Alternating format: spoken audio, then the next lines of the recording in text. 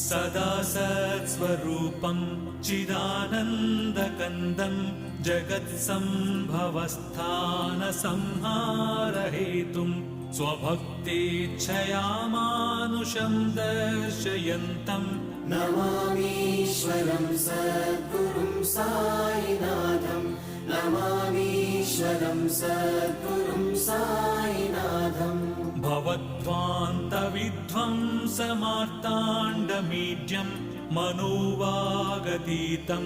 मुनिर्ध्यानगम्यं जगद्व्यापकं निर्मलं निर्गुणं त्वां नमामीश्वरं सद्गुरुं साईनाथं नमामीश्वरं सद्गुरुं साईनाथम् भवाम्बोधिमग्नार्दितानां जनानां स्वपादाश्रितानां